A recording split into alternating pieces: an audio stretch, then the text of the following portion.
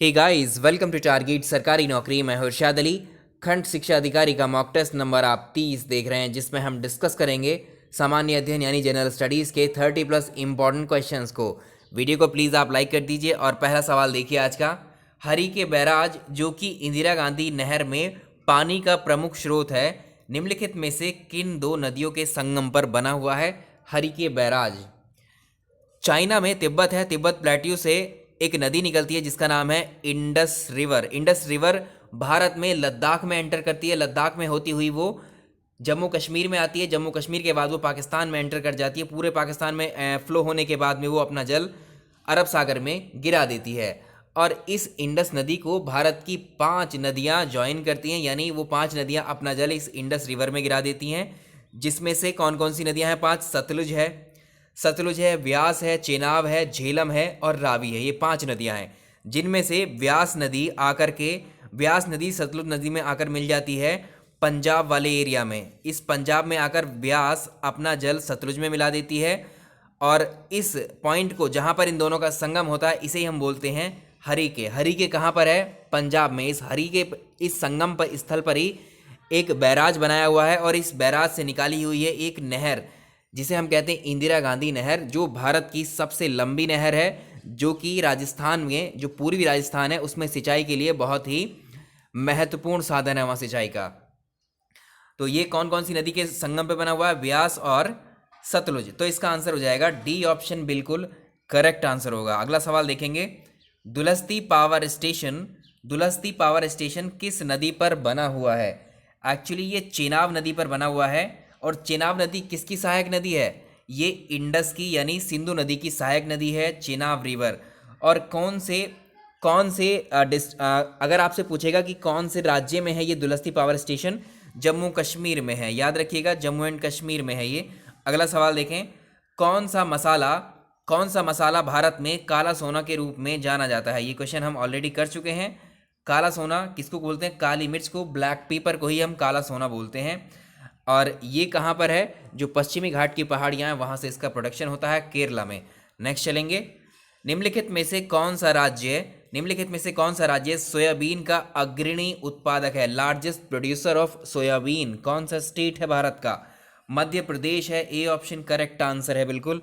अगला सवाल देखिए। निम्नलिखित में से कौन सा एक भारत की सबसे पुरानी तेल शोधन इकाई है? India's first and oldest oil refinery पूछ रहा है आपसे। ये डिगबोई है, डिगबोई। बी ऑप्शन बिल्कुल करेक्ट है, 1901 में बनी थी ये। अगर अगर आपसे पूछे कि डिगबोई ऑयल रिफाइनरी जो है कहाँ स्थित है, ये असम में है। इसको भी याद रखिएगा। ऑप्शन बी सही आंसर है इसका। बेलाडीला खान किस खनिज से संबंधित है? बेलाडीला खान जो है किस खनिज से संबंधित है? एक्चुअली अगर इससे पूछे इसकी लोकेशन कहाँ है, तो छत्तीसगढ़ का जो बस्तर जिला है, छत्तीसगढ़ के बस्तर जिले में है बेलाडीला खान, जहाँ से लौह अयस्क का उत्खनन किया जाता है। लौह अयस्क यानी आयरन ओर का। A option. निम्नलिखित में से कौन सा एक द्वीपीय महाद्वीप है? आइलैंड कॉन्टिनेंट की बात कर रहा है ये। आइलैंड कॉन्टिनेंट कौन सा है इनमें से? देखिए, ऑस्ट्रेलिया, न्यूजीलैंड और उसके आसपास के जो आइलैंड हैं, उनको मिलाकर कंबाइंडली बोलते हैं ऑस्ट्रेलिया। तो ऑस्ट्रेलिया विश्व का सबसे छोटा महाद्वीप है, और इसी को हम द्वीपीय महाद्वीप भी कहते हैं, या आइलैंड कॉन्टिनेंट भी कहते हैं। और इसकी खोज सबसे पहले किसने की थी? जेम्स कुक ने की थी। इसका आंसर हो जाएगा ऑप्शन डी, सही आंसर है, बिल्कुल। नेक्स्ट क्वेश्चन देखिएगा। मेडागास्कर सबसे बड़ा द्वीप है, इनमें से बताना है आपको। जो महासागर लिखे हुए हैं नीचे, इन महासागरों में किस महासागर का ये सबसे बड़ा द्वीप कहा जाता है? एक्चुअली जो मेडागास्कर है, मेडागास्कर ये इंडियन ओशन में यानी हिंद महासागर का सबसे बड़ा द्वीप है। वैसे अगर आप देखोगे ओवरऑल अर्थ पे सबसे बड़ा द्वीप या आइलैंड कौन सा है, तो वो ग्रीनलैंड है। अगला सवाल। ग्रेट सॉल्ट लेक या ग्रेट सॉल्ट झील किस देश में स्थित है? तो ये है आपकी अमेरिका में या यूएसए में। ऑप्शन बी सही आंसर है इसका। अगला क्वेश्चन देखेंगे। निम्नलिखित में से किस देश को यूरेनियम सिटी स्थापित करने का श्रेय दिया जाता है? तो यूरेनियम सिटी स्थापित करने का या यूरेनियम सिटी को स्थापित किया था कनाडा ने। ऑप्शन बी, क्योंकि देखिए ऑप्शन बी इसका सही आंसर रहेगा, तो इसको बी करेंगे। कनाडा ने जो है यूरेनियम सिटी को स्थापित किया है। अगला सवाल देखेंगे। निम्नलिखित में से किसको कॉफी बंदरगाह कहा जाता है? कॉफी पोर्ट इसमें से कौन सा है? सेंटोस है, सेंटोस को कहा जाता है। सेंटोस कहाँ पर है? ये ब्राज़ील के अंदर है, ठीक है। ये कॉफी बंदरगाह इसको कहते हैं। ऑप्शन बी सही आंसर है। निम्नलिखित में से कौन सा चुनाव निर्वाचन आयोग द्वारा संपादित नहीं किया जा सकता है या नहीं किया जाता है? कौन, जो इलेक्शन कमीशन ऑफ इंडिया है, चुनाव निर्वाचन आयोग को बोलते हैं इलेक्शन कमीशन ऑफ इंडिया, इनमें से किसके चुनाव संपन्न नहीं कराता है? जो निर्वाचन आयोग है वो लोकसभा, राज्यसभा और राष्ट्रपति के चुनाव को संपादित करवाता है। अगर हम स्थायी निकायों की बात करें जिसमें नगर पंचायत के जो इलेक्शंस होते हैं उनको स्टेट करवाता है, ठीक है। तो ये डी ऑप्शन रहेगा, इसके नहीं करवाता है। अगला सामुदायिक विकास कार्यक्रम। तो ये क्वेश्चन है कम्युनिटी डेवलपमेंट प्रोग्राम, यानी जिसे आप CDP कहते हैं, कम्युनिटी डेवलपमेंट प्रोग्राम, कब लागू किया गया था? अच्छा क्वेश्चन है, ये पूछ लिया जाता है और ये सारे क्वेश्चन आपके प्रीवियस ईयर के पेपर में पूछे हुए हैं ये भी। तो इसका आंसर हो जाएगा 2 अक्टूबर 1992। उस वक्त तत्कालीन प्रधानमंत्री थे पंडित जवाहरलाल नेहरू, उन्होंने ही जो है पंचायती राज और सामुदायिक कार्यक्रम ये जैसे शुरुआत की थी इनकी। अगला क्वेश्चन देखिए, सूर्य से उत्पन्न जो ऊर्जा होती है, जो एनर्जी निकलती रहती है सूर्य से, सन की एनर्जी जो होती है, इसमें कौन सी प्रक्रिया होती है जिसके बाद ये रिलीज होती रहती है? तो देखिए इसको हम बोलते हैं नाभिकीय संलयन, या इसी को बोलते हैं न्यूक्लियर फ्यूजन या नाभिकीय संलयन इसको बोलते हैं हम। इसमें क्या है, देखो सूरज का, आप जानते हैं सूर्य का अधिकतर भाग जो बना हुआ है 71% उसमें हाइड्रोजन गैस है और 26% उसमें हीलियम गैस होती है। इन दोनों के नाभिकों का जो है इसमें फ्यूज़न होता है, फ्यूज़ होते हैं, जुड़ते रहते हैं एक तरीके से, और एनर्जी रिलीज होती है बहुत अधिक मात्रा में और प्रकाश भी उत्सर्जित होता रहता है। ऑप्शन बी बिल्कुल सही आंसर रहेगा इसका। अगला सवाल देखेंगे, प्रकाश संश्लेषण हेतु सर्वाधिक क्रियाशील प्रकाश कौन सा है? यानी इसका कहने का मतलब ये है कि सबसे ज़्यादा फोटोसिंथेसिस जो है किस रंग के प्रकाश में होता है? तो ये होता है इसका लाल रंग के प्रकाश में फोटोसिंथेसिस सर्वाधिक होता है। ऑप्शन बी सही आंसर है। अगला सवाल देखिए, रासायनिक रूप से जो केमिकली जो ड्राई आइस होती है वो कौन सी है इनमें से? तो इसको बोलते हैं हम ठोस कार्बन डाइऑक्साइड, यानी सॉलिड CO2 को ही हम बोलते हैं क्या? सूखी बर्फ या ड्राई आइस। ऑप्शन डी सही है। एल्यूमिनियम धातु को किससे प्राप्त किया जाता है? एल्यूमिनियम धातु को बॉक्साइट से प्राप्त किया जाता है, यह आपको पता है ऑलरेडी। बॉक्साइट से इसको एक्सट्रैक्ट किया जाता है। भार के अनुसार H2O, जिसे आप पानी कहते हैं, ये पानी का फॉर्मूला है, इसमें हाइड्रोजन की प्रतिशत मात्रा कितनी होती है? अच्छा क्वेश्चन है ये भी। तो इसका डी ऑप्शन देखिए, 11.11% जो है इसमें हाइड्रोजन की प्रतिशतता होती है। अगला सवाल चलेंगे, नेक्स्ट क्वेश्चन देखिए, लाल रक्त कणिकाएं, रेड ब्लड कॉर्पसल्स जो होती हैं, ये मुख्यतः कहाँ पर बनती हैं? ये बनती हैं अस्थि मज्जा में या बोन मैरो में, ये इनका फॉर्मेशन होता है। अगला सवाल देखेंगे, जैविक ऑक्सीजन आवश्यकता, जिसे आप बोलते हैं biological oxygen demand, BOD short form में कहते हैं इसको, ये एक प्रकार का प्रदूषक सूचकांक है, लेकिन आपको बताना है कि कौन सा टाइप का पोल्यूशन है जिसके लिए ये एक इंडिकेटर का काम करता है।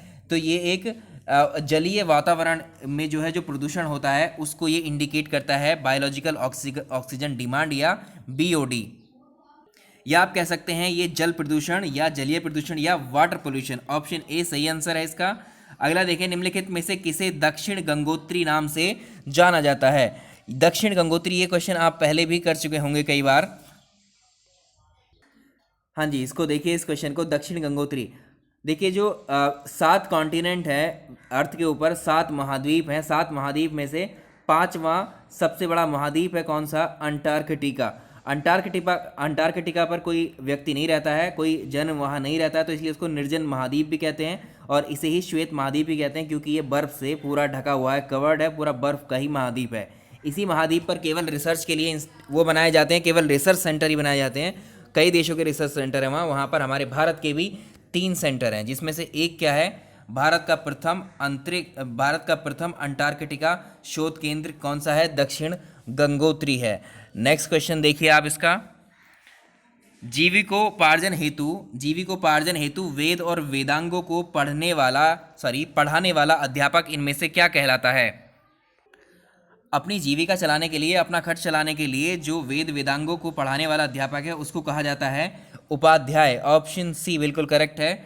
अगला सवाल देखिए, आंध्र सातवाहन राजाओं की सबसे लंबी सूची किस पुराण में मिलती है? तो ये है मत्स्य पुराण, ऑप्शन सी सही आंसर है इसका।